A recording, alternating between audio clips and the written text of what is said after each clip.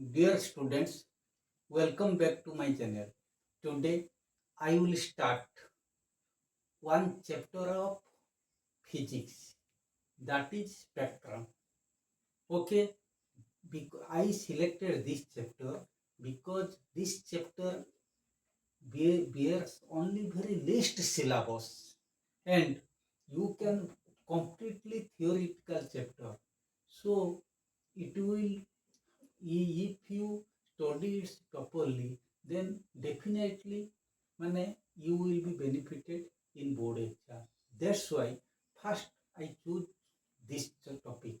Okay, so spectrum. Spectrum means first you see the figure. When white light strike a prism, so it can deviate like this. This thing you have already studied in last chapter, that is in refraction of light through a prism. So you just recall the formula I plus E equal to A plus delta. ये चीज भी याद रखना. When A, B, C, suppose this is D and E. When this is a equilateral prism and D is parallel to BC, then in that case minimum deviation takes place and delta will be taken as delta M. हम हमेशा minimum deviation चाहते हैं. हम चाहते कभी light रे ज्यादा deviate मत हो. Okay, so deviation depend upon I plus E equal to A plus delta when that in case of minimum deviation, angle of incidence equal to angle of emergence. So, and D is parallel to BC. That's why in that case we can say deviation as minimum deviation delta F. Do you follow? So, what are the factors on which deviation depends? Deviation by angle of deviation depends upon the angle of the prism and angle of incidence and more precisely the refractive index of the glass material. Okay, हमेशा याद रखना. तो refraction में हमेशा refractive index का ऊपर कोई भी प्रॉपर्टी डिपेंड करता. सो मैंने कहा, so angle of deviation depends upon the angle of incidence and angle of the prism. This is the angle of the prism. Also the refractive index of the medium. I just recall you, angle of deviation is the angle produced between the incident ray produced forward and emergent ray produced backward. ये incident ray को हम सीधा बढ़ाएंगे, emergent रे को backward करेंगे. इनका बीच में जो एंगल बनेगा उससे कहा जाएगा angle of deviation. Do you follow? Then I can say when white light passes through a prism, actually it dispersion takes place. Dispersion means क्या होता है? Splitting of white light into its constituent colors is called dispersion. ऐसे अगर white light इसका अंदर entry किया तो ये 7 कलर को डिस्पर्स हो जाएगा. लेकिन हम लोग कोई भी कैलकुलेशन में जो प्रिज्म पढ़े हमेशा सोचे मोनोक्रोमेटिक लाइट. मोनोक्रोमेटिक मतलब हम सोच लिए व्हाइट लाइट का एक कलर. एक्चुअली वो रेक्टेंगुलर ग्लास स्लैब में माने कभी वो डिस्पर्सन नहीं होता क्योंकि इसका opposite faces parallel. But in case of prism two opposite faces are inclined to each other. इसीलिए लाइट रे जब प्रिज्म का एक फेस में एंट्री करता तब ये डिस्पर्सन हो जाता, 7 कलर अलग अलग हो जाता. सो उससे कहा जाता है dispersion. Splitting of white light into 7 constituent colors when it passes through a prism is called dispersion. So ये डिस्पर्सन में तब क्या होता है, 7 कलर अलग अलग हो जाएगा. So the band of 7 color of white light when it passes through a prism is called spectrum. Okay, तो प्रिज्म में जो व्हाइट लाइट पास करता, इसका जो 7 कलर कॉन्स्टिट्यूएंट कलर अलग हो जाता, दैट इज विविग्योर। ओके, वायलेट से रेड, उससे कहा जाएगा बैंड ऑफ 7 कलर को स्पेक्ट्रम कहा जाएगा। ओके, तो ये little common sense will indicate that in विविग्योर violet will be dispersed more. तब ये फिगर में अगर हम ऐसे बनाएंगे तब हमेशा वायलेट लाइट ज्यादा डिस्पर्स होता है। इसको इसका भी एक फिगर होता है, so I can also draw the figure. So violet light ज्यादा डिस्पर्स होता है। सपोज हम एक प्रिज्म बनाए, प्लेन फिगर, तो ये न्यूटन से एक्सपेरिमेंट, तो व्हाइट लाइट ऐसे पास किया, ऐसे पास करने पर सेकेंड फेज को वो सब जाएगा ऐसे।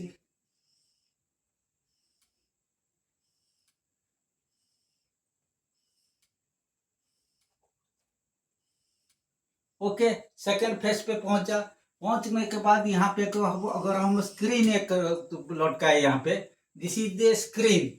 सो व्हाइट स्क्रीन का अंदर ये 7 कलर ऐसा आएगा।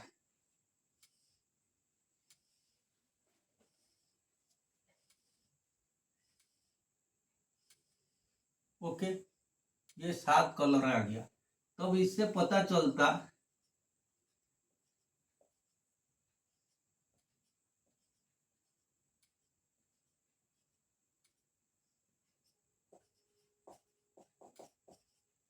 White light A B C. So इसी में हम देखेंगे ये नीचे वाला भी, ये आर सबसे ज्यादा डिस्पर्सन हुआ, सबसे ज्यादा डेविएशन हुआ वायलेट लाइट। ओके, क्योंकि इसका वेवलेंथ बहुत कम होता है। ओके, सब इसी में हम देखेंगे एक्चुअली प्रिज्म का जो दो face, actually dispersion takes place on the first surface of the face prism.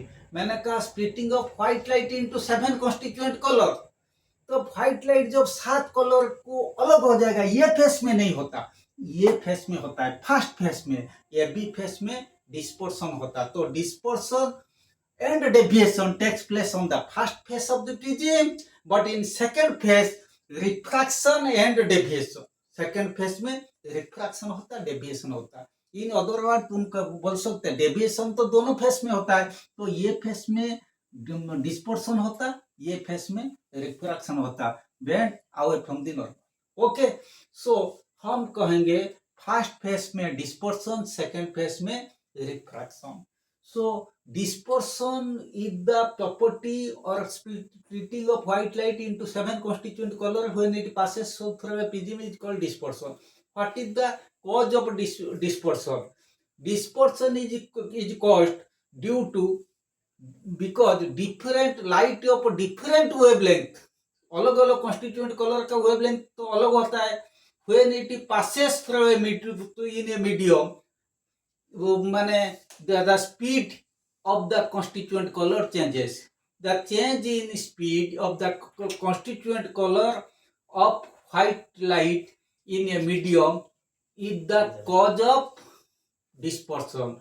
Dispersion is caused because constituent color of white light of different wavelengths length will have different speed in a medium. एक medium में जब वो enter करते हैं वो 7 colour, वो क्या होता है सबका वेवलेंथ अलग होने के कारण सब अलग अलग स्पीड में डिस्पर्स हो जाते, इसीलिए डिस्पर्सन होता है।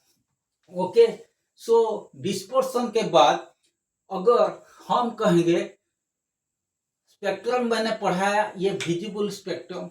ओके, देन सिलेबस में electromagnetic spectrum, electromagnetic visible spectrum को हम देख पाते हैं, लेकिन ये लाइट एनर्जी में जो चीज को हम देख पाते हैं इसको बोलते हैं विजिबल स्पेक्ट्रम।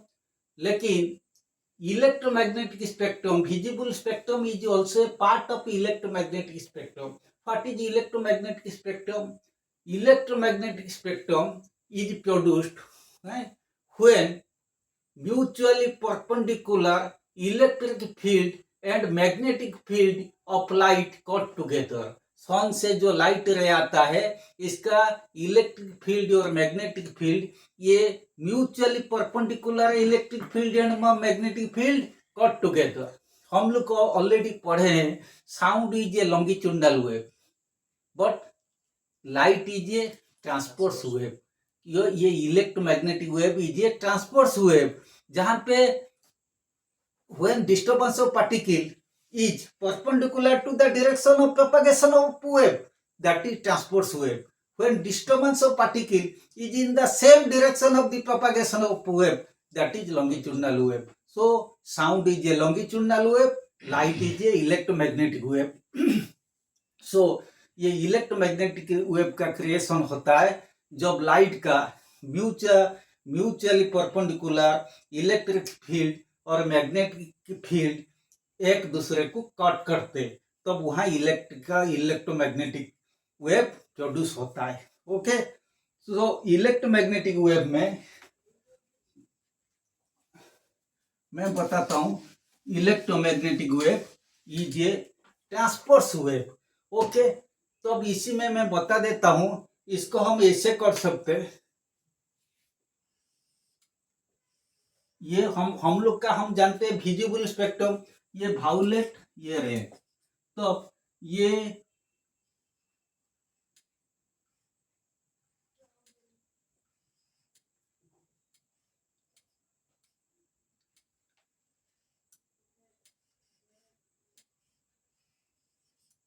मैंने ऐसे किया, इसका मतलब मैंने तुम लोग को कहा इसे गर्ल्स आर अल्टीमेट विजिटर, इसको यहां दे देता हूं, तुम लोग को टेक्निक बता देता हूं। Girls are ultimate visitor in माई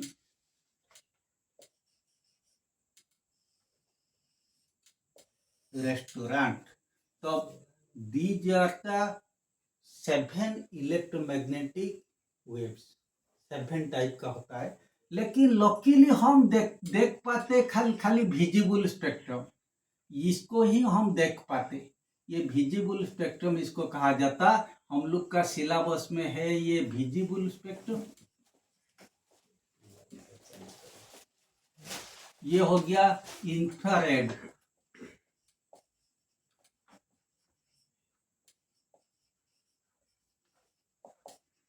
ये अल्ट्रा वायलेंट रेडिएशन,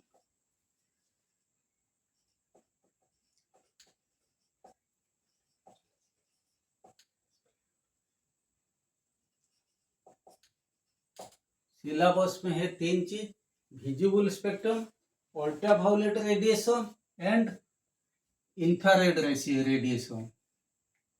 तो अब हम कहेंगे ये फर्स्ट होता है गामा रेज, ये एक्स रेज, ये अल्ट्रा वायलेट रेडिएशन और अल्ट्रा वायलेट रेज, ये हो गया विजिबल स्पेक्ट्रम। अगर इसको विजिबल रेज कहेंगे कोई दिक्कत नहीं, इसको हम स्पेक्ट्रम इसीलिए बोलते हैं क्योंकि बैंड ऑफ 7 कलर हम इसी में से देख पाते। इसका बैंड ऑफ 7 कलर देख नहीं पाते, इसका भी बैंड ऑफ 7 कलर देख नहीं पाते, ये भी विजिबल रेडिएशन अगर कोई कह दिया कोई दिक्कत नहीं है। But this is visible spectrum because we can only visualize the band of 7 color from this spectrum. Then ultra infrared rays or infrared radiation, then microwaves, then radio waves. So ऐसे तो इनका वेवलेंथ ऐसे बढ़ता है। तो spectrum का क्या होता है, इलेक्ट्रोमैग्नेटिक स्पेक्ट्रम का 7 कॉन्स्टिट्यूएंट होते हैं, 7 constituent radiations of electromagnetic waves और इलेक्ट्रोमैग्नेटिक रेडिएशन। तो उसी में से हम खाली देख पाते विजिबल स्पेक्ट्रम को, और हमारा सिलेबस में इंफ्रारेड रेडिएशन और आरए, infrared radiation and ultraviolet radiation, लेकिन ये तीनों हमारा सिलेबस में है, तब हम कोई दूसरी चीज पढ़ेंगे नहीं। ऐसे अगर हम जाएंगे वेवलेंथ तो बढ़ेगा और फ्रीक्वेंसी कमेगा, ऐसे अगर हम आएंगे फ्रीक्वेंसी बढ़ेगा, याद रखना। तो अब रेडियो वेव का सबसे ज्यादा माने सबसे कम फ्रीक्वेंसी, तब ऐसे ना सॉरी सबसे ज्यादा फ्रीक्वेंसी ऐसे आने पर ये कमेगा, लेकिन सबसे कम वेवलेंथ रेडियो ना सबसे ज्यादा वेवलेंथ तो रेडियो वेव का, सबसे कम फ्रीक्वेंसी। ओके, ऐसे वेवलेंथ तो बढ़ेगा, ऐसे वो फ्रीक्वेंसी कमेगा, ऐसे फ्रीक्वेंसी बढ़ेगा, वेवलेंथ कमेगा। ओके, तो ये सब का जो हम देखेंगे वेवलेंथ को हम याद रखेंगे, क्योंकि एग्जाम में बार बार वो आ जाता है ये सब का वेवलेंथ क्या होता है। गामा रेज का वेवलेंथ तो बहुत कम होता है, 0.1 एंगस्ट्रॉम, पॉइंट माने बहुत कम, बिलो 0.1 एंगस्ट्रॉम, ये होता है 0.1 एंगस्ट्रॉम। ये चीज मैंने बताना चाहता हूँ। 1 nanometre equal to 10 angstrom, 1 nanometre equal to 10 angstrom. तो उसी में से तुम कर सकते 0.1 एंगस्ट्रॉम, 0.1 एंगस्ट्रॉम मतलब 10 इंटू 0.1 कितना होता है 1 nanometre. Okay, 1 nanometre equal to 10 angstrom, 1 angstrom equal to 1 by 10 nanometre, तो 0.1 एंगस्ट्रॉम मतलब 0.01 nanometre. So you can easily conversion is there, nanometer and angstrom. I am telling you only in nanometer. Then X-ray 0.1 angstrom to 100 angstrom, 0.1 angstrom to 100 angstrom. Okay, then ये 4000, तब ये क्या होता है 4000 angstrom to visible spectrum 8000 angstrom.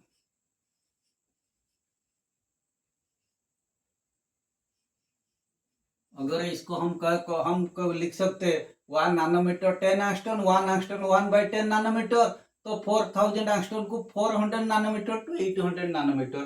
तो exam में nanometre भी आ सकता है, एंगस्ट्रॉम भी आ सकता है। देन आफ्टर माने हम लोग का क्या गया इंफ्रारेड, तो 8000 से 10 to the power 7 angstrom, 8000 angstrom से to 10 to the power 7 angstrom.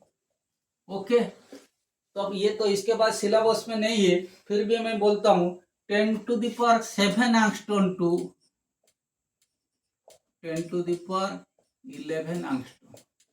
Okay, तो अब माने लेफ्ट से अगर हम राइट को जाएंगे वेवलेंथ धीरे धीरे बढ़ेगा, ये above 10 to the power 11 angstrom. Okay, we should only consider ultraviolet, visible spectrum, infrared spectrum. So these three are in syllabus, so others are not in syllabus, but gamma very short wavelength, तो gamma का 0.1 angstrom, x ray का 0.1 to 100 angstrom, मैंने यहाँ लिखा नहीं।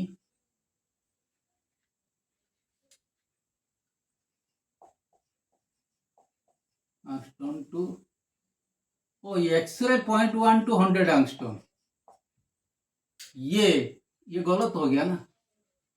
X ray 0.1 to 100 angstrom, ultraviolet 100 angstrom to 4000 angstrom, 100 angstrom to 4000 angstrom हो गया ठीक। 0.1 एंगस्ट्रॉम, ये हो गया 0.1 एंगस्ट्रॉम टू 100 एंगस्ट्रॉम, अल्ट्रावायलेट हुआ 100 एंगस्ट्रॉम टू 4000 एंगस्ट्रॉम। तो अब ये इसके बाद हो गया विजिबल स्पेक्ट्रम हो गया 4000 angstrom to 8000 angstrom. Infrared radiation मैंने इसको स्पेक्ट्रम नहीं कहा, क्योंकि ये भी रेडिएशन, लेकिन इसका 7 कलर बैंड ऑफ 7 कलर हम देख पाते, इसीलिए इसको मैंने स्पेक्ट्रम कहा। तो अब ये हो गया infrared radiation 8000 angstrom to 10 to the power 7 angstrom, 7 angstrom. और ये हो गया microwave 10,000 7 angstrom to 10 to the power 11 angstrom, ये हो गया above 10 to the power 11 angstrom. So मैंने कहा लेफ्ट से राइट को जाएंगे वेवलेंथ बढ़ेगा, ओके, फ्रीक्वेंसी कमेगा। राइट से लेफ्ट को जाएंगे फ्रीक्वेंसी बढ़ेगा, वेवलेंथ कमेगा। सो गामा का सबसे लीस्ट वेवलेंथ, ओके, तो सबसे हाईएस्ट फ्रीक्वेंसी, क्योंकि लेफ्ट टू राइट को जाएंगे वेवलेंथ बढ़ेगा, फ्रीक्वेंसी कमेगा। यहाँ पे फ्रीक्वेंसी कम है, यहाँ पे ज्यादा फ्रीक्वेंसी, यहाँ पे वेवलेंथ सबसे कम लेकिन फ्रीक्वेंसी ज्यादा है। ओके, तो अब हम लोग को ये तीनों पढ़ेंगे। सो विजिबल स्पेक्ट्रम, मैंने कहा band of 7 colour of white light when it passes through a prism is called spectrum.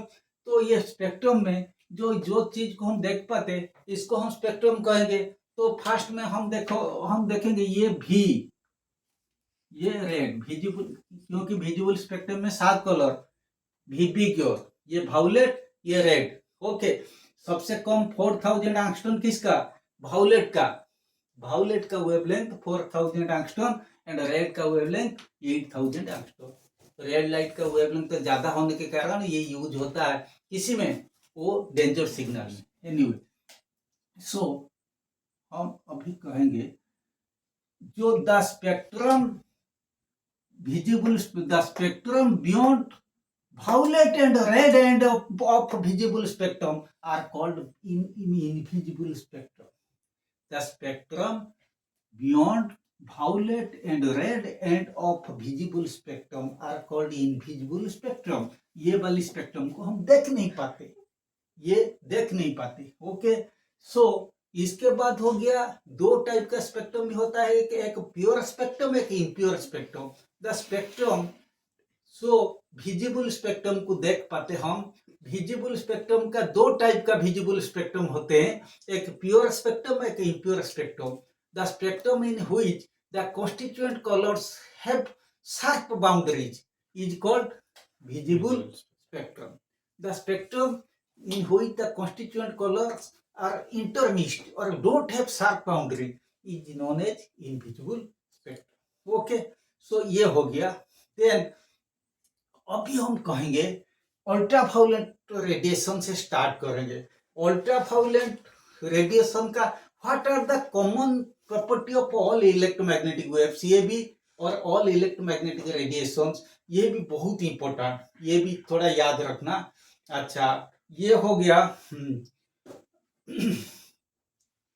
All electromagnetic waves, they don't require any medium for propagation. Clear? They travel in the same speed as the speed of light in air or vacuum, that is in 3 into 10 to the power 8 meter per second. They obey the laws of reflection and refractions. Okay, they all are transverse waves. They don't require any medium for their propagation. Okay, then next one, कोई medium ये वो चाहेंगे नहीं। और ये होता है they don't deflect in electric or magnetic field. So those are the properties common to all electromagnetic waves.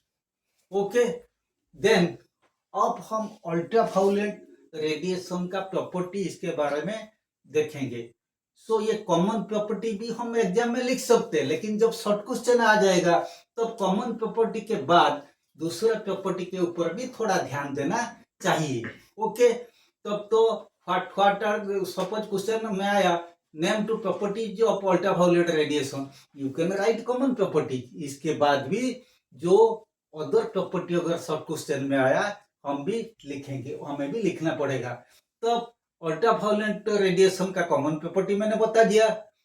Second, they strongly affect the photographic film.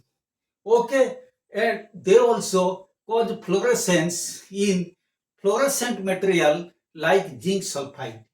तब जिंक सल्फाइड स्क्रीन में अगर इसको पास करेंगे स्क्रीन का ऊपर, ये फ्लोरेसेंस वो जलने लगेगा, जैसे लगेगा वो जलता है। Okay, they cause health hazard to human being and are responsible for skin cancer. हम जो बोलते हैं सूरज से जो दो सूरज रोशनी से जो आता है ultraviolet radiation, infrared radiation, ultraviolet radiation को हम एक्सपोज होने पर हमें भी स्किन कैंसर होने का चांस है, ये चीज हम जानते हैं। ओके, तो अब इसी में से और एक चीज हम बोल सकते हैं, इसका वेवलेंथ कम है, इंफ्रारेड का ज्यादा है। ये वेवलेंथ कम होने के कारण they can easily scattered by the dust particles of the air. Okay, लेकिन इंफ्रारेड रेडिएशन इतना स्कैटर्ड नहीं हो पाएगा। तो अब मैं साइमल्टेनियसली अल्ट्रावायलेट इंफ्रारेड दोनों का प्रॉपर्टी बता देता हूं। इंफ्रारेड का क्या होता है, इंफ्रारेड ये होता है कम ऑर्डिनरी फोटोग्राफिक फिल्म को ये इफेक्ट नहीं करता, स्पेशली डिजाइंड फोटोग्राफिक फिल्म को इंफ्रारेड रेडिएशन इफेक्ट करता है। सेकेंड चीज होता है अल्ट्रावायलेट रेडिएशन, इंफ्रारेड रेडिएशन इतना ज्यादा स्कैटर्ड नहीं होता क्योंकि इसका वेवलेंथ ज्यादा है। दोनों का सोर्स के बारे में हम विचार करेंगे। तो पहला होता है वो source of ultraviolet radiation sun, source of infrared radiation sun, source of visible light is also sun. Okay, then हो गया common.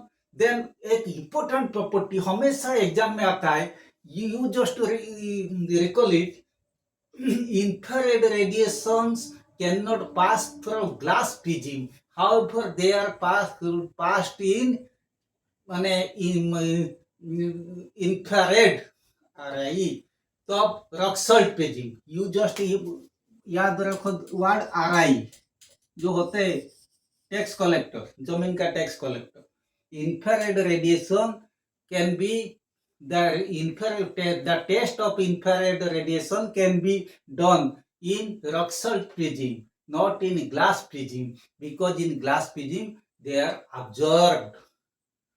The test for the ultraviolet radiations are done in quartz prism, not in glass prism, because in quartz prism glass and ultraviolet radiations are not absorbed, but in glass prism they are absorbed.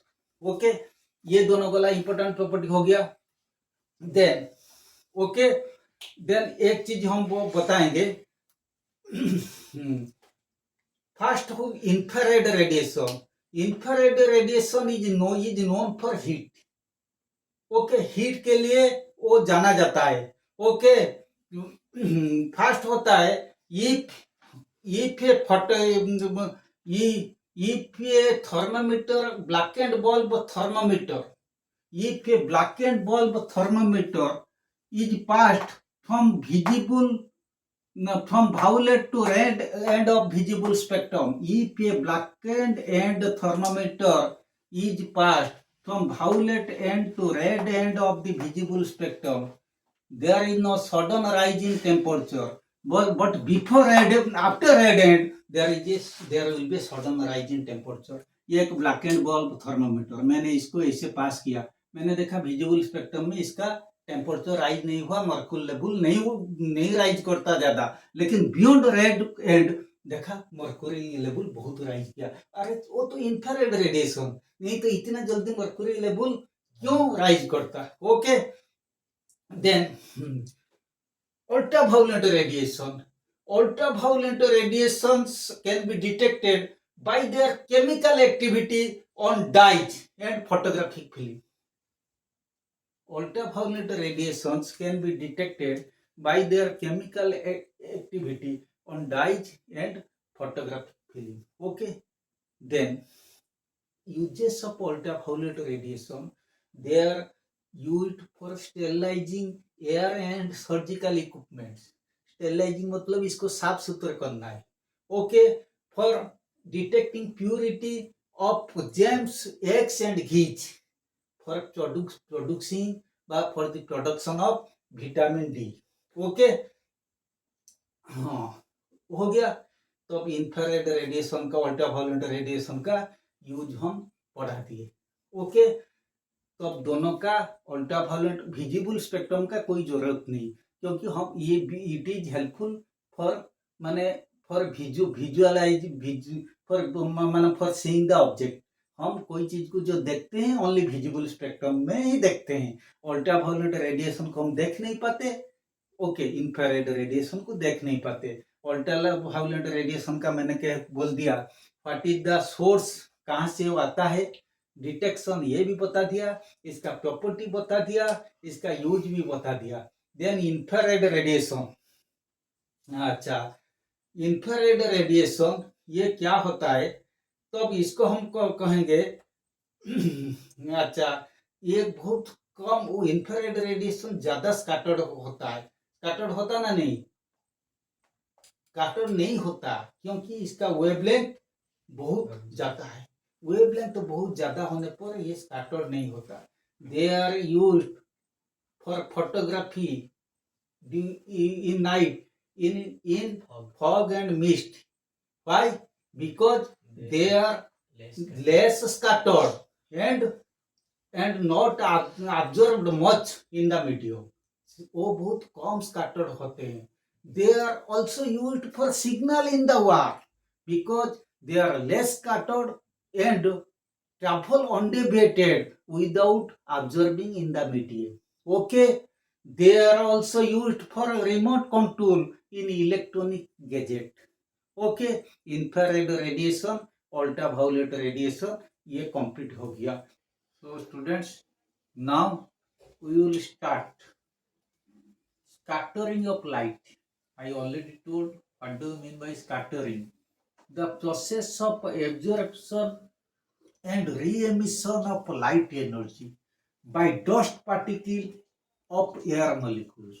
The process of absorption and re-emission of light energy by dust particles and air molecule is called scattering of light.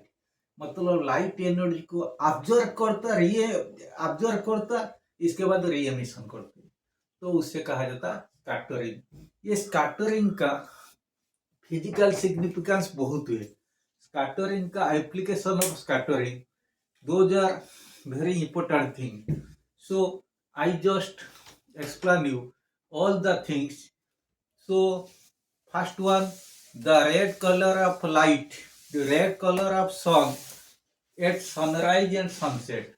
Sunrise and sunset में सन का colour red होता है, हमें दिखाई देता सन जैसे red है। We know during morning and evening at sunrise and sunset,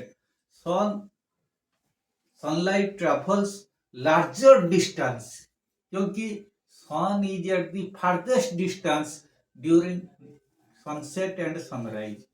जब ये इतना लंबा डिस्टेंस में होने के कारण blue colour of light due to short wavelength scattered all across the sky, वो सब स्कैटर्ड हो जाता blue colour, but red colour comes due to large wavelength.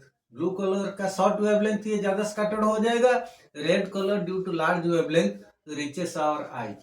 So during morning and evening at sunrise and sunset the sky appears, the red color appear, the sun appears red color. Okay, then one practical significance I already explained you. Then white color of sky at noon. Noon time में sky क्यों white लगता है? हम जानते at noon the sky is direct, the sun is directly overhead to us.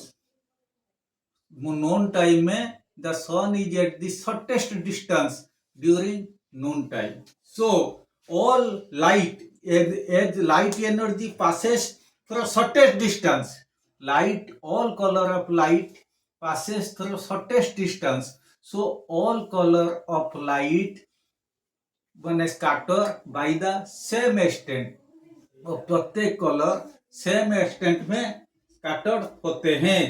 Okay, so and all are not much scattered, same extent के scattered होते और ज्यादा स्कैटर्ड नहीं होते, क्योंकि उन्हें शॉर्ट डिस्टेंस आना है।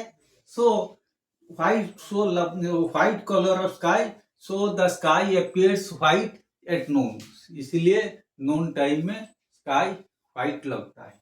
Okay, then blue colour of sky, this is very important, हमेशा एग्जाम में आता है।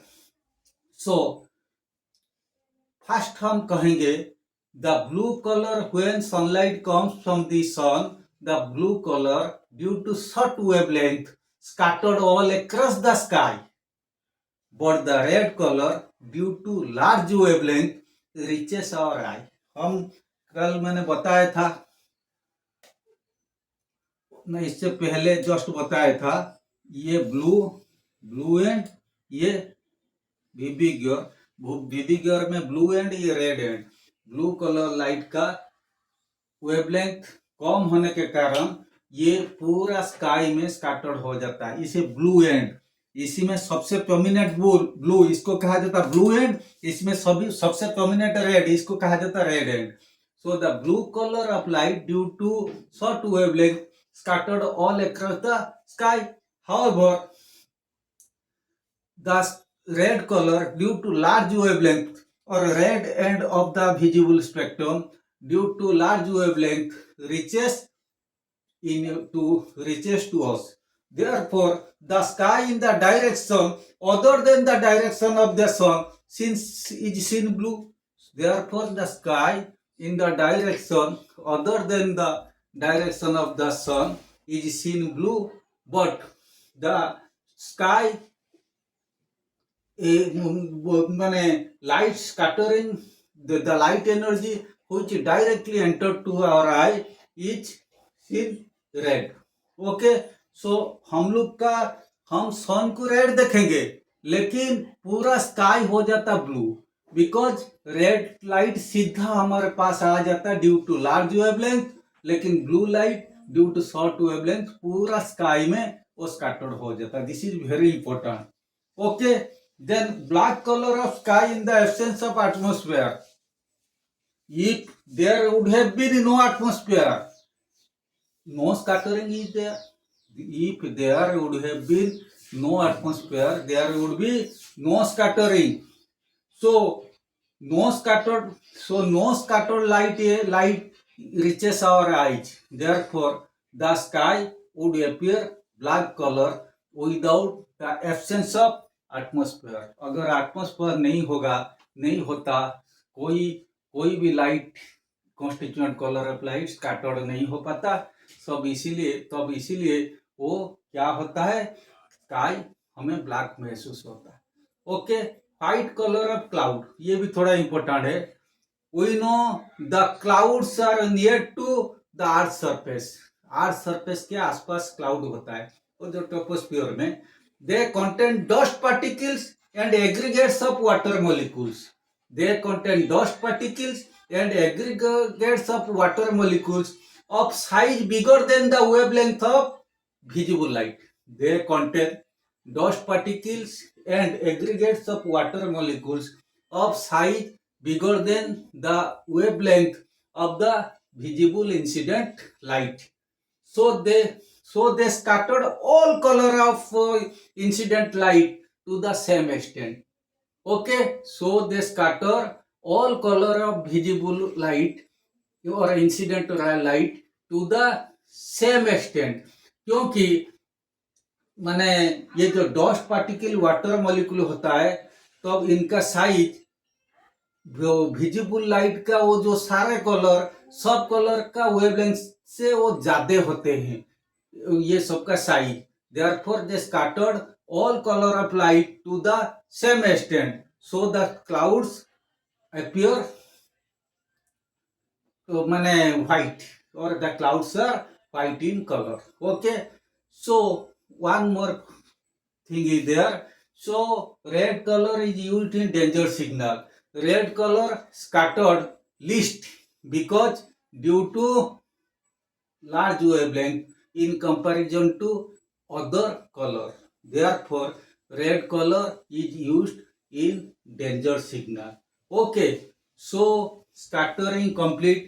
वो जो होता है application of scattering, what is scattering के बाद application of scattering is much more important. So all portion completed. I tried to complete entire chapter in one shot. Hope it will be highly useful to us. Therefore ये chapter complete हो गया अभी, इसीलिए मैंने chapter को मैंने choose किया क्योंकि एक शॉट में एक चैप्टर कंप्लीट हो जाएगा। कुछ चैप्टर होता है लेंथी फिजिक्स का, वो 2-3 क्लास भी ले सकता है। So okay, for today I remain hoping you all the best. Thank you very much.